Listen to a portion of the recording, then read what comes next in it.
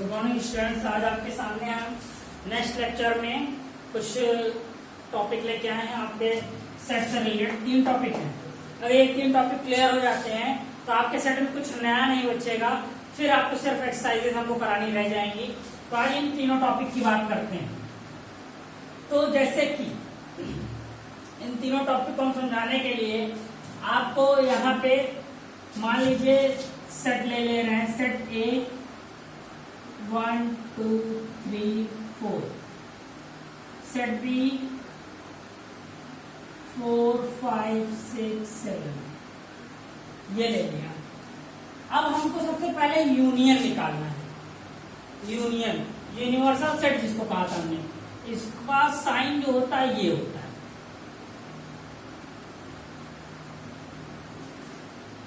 इसे आपसे पूछ ले A union B, A union B, तो इसमें सिर्फ इतना करना है आपको कि सारे के सारे एलिमेंट आप एक साथ लिख दीजिए। इतने ही एलिमेंट है ना, कोई भी एलिमेंट 2 बार नहीं लिखते सेट में, आपको पता होगा, मैंने बताया था। तो ये यूनियन है, A union B, A union B निकाल दिया हमने। ठीक, ए यूनियन बी इसको बोलते हैं। ठीक, इसके बाद इंटरसेक्शन की बात करते हैं।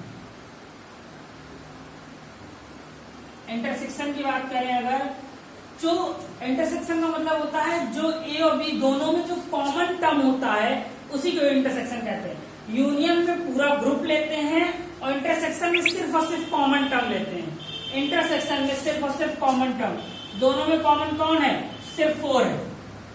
ये इंटरसेक्शन हो गया। यूनियन में पूरा का पूरा लेते हैं और इंटरसेक्शन में सिर्फ और सिर्फ क्या लेते हैं हम? जो दोनों में कॉमन होता है।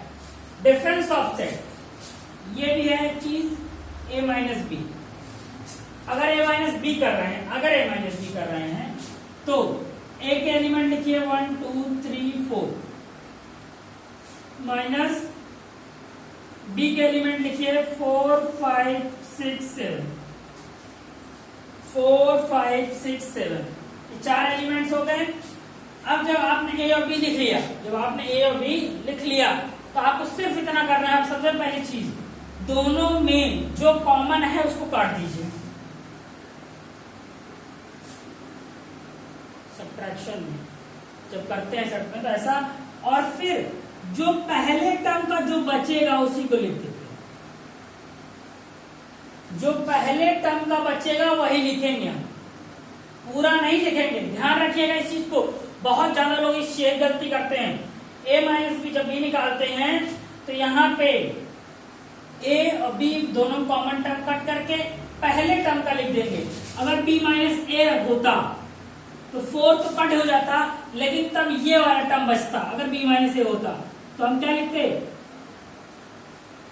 5 6 7, 5 6 7 ये है। ये आपका 3 टॉपिक है, यूनियन, इंटरसेक्शन और डिफरेंस। ये 3 टॉपिक है। अब जैसे कि आपका कई इससे रिलेटेड बहुत ढेर सारे क्वेश्चन आपके पेपर में आते हैं, आपको इसको बहुत अच्छे से समझना है। जैसे अगर यहाँ पे A union B union C लिखा होता तो तीनों टर्म को मिला के लिखते। मान लो सी एक और सेट हो जाता, सी एक और सेट हो जाता 9 and 11, तो हम क्या करते? 1 2 3 4 5 6 7 9 11। ठीक, अब इंटरसेक्शन के सेक्शन में एक चीज हम आपको बताए हैं। हमने यहाँ आपको देखिए एक चीज कॉमन लिखा था 4। 4 तो कॉमन होता ही होता है। एक चीज हमेशा कॉमन होगी और भी, वो 5 है।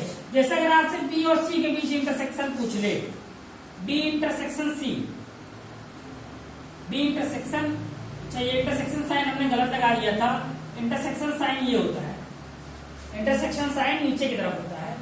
तो इंटरसेक्शन साइन अगर आप देखो ये है, तो अगर इंटरसेक्शन ए यूनियन बी का साइन यू की तरह होता है और इंटरसेक्शन का साइन जस्ट उसका उल्टा होता है।